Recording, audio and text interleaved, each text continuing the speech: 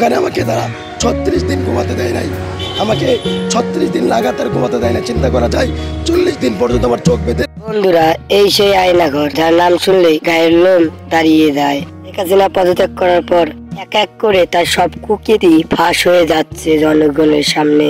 তো এই গোপন আয়নাঘর চালাতো ডিবির পরিচালক। শেখ হাসিনা ও সরকারের বিপক্ষে যারা কথা বলতো তাদেরকে নিয়ে আসা হতো গুম করে এই গোপন আয়নাঘরে, আর এনে অমানবিক অত্যাচার করা হতো এই আয়নাঘরে। এমনকি এই লোকগুলোকে এমন সব শাস্তি দেওয়া হয় যা শুনলে আপনারা কাঁদতে বাধ্য হবেন। এমনকি শত শত মানুষ কারাগারে গুম হয়েছিল।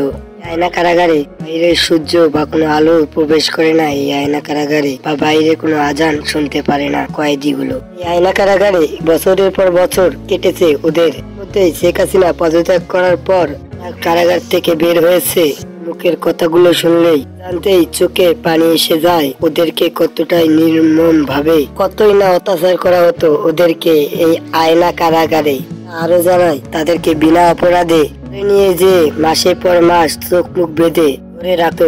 এমনকি তাদের পরিবার তাদেরকে ডিবি অফিসে দেখতে আসলে তারা বলে তাদের আমরা কোনো সন্ধান পাইনি। আপনারা বুঝতেই পারছেন তাদেরকে কত অমানবিক অত্যাচার করা হতো। ইতিমধ্যে হাজার হাজার লোক মরেছে এই রহস্যময় আয়না ঘরে।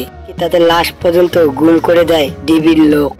তাদেরকে প্রতিনিয়ত অশ্লীল ভাষায় গালিগালাজ করার, তাদেরকে পোশাক পত্র খুলে অমানবিক মারধর করা হতো। এভাবে মাসের পর মাস বছরের পর বছর মরার মতন বেঁচে থাকতো ওরা।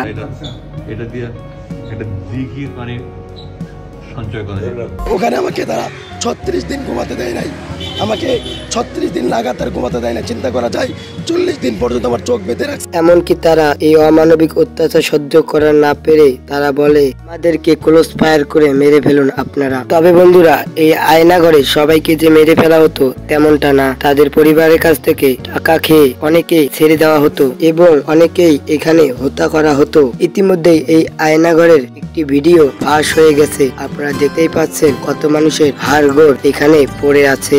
সরকার বিরোধী যারা কথা বলতো তাদেরকে এনে এখানে মারা হতো আর আটক করে রাখা হতো। তো আজকের এই ভিডিওটি এ পর্যন্তই। ভিডিওটি ভালো লাগলে ভিডিওটি পারলে আপনার একটি বন্ধুকে শেয়ার করে দিবেন।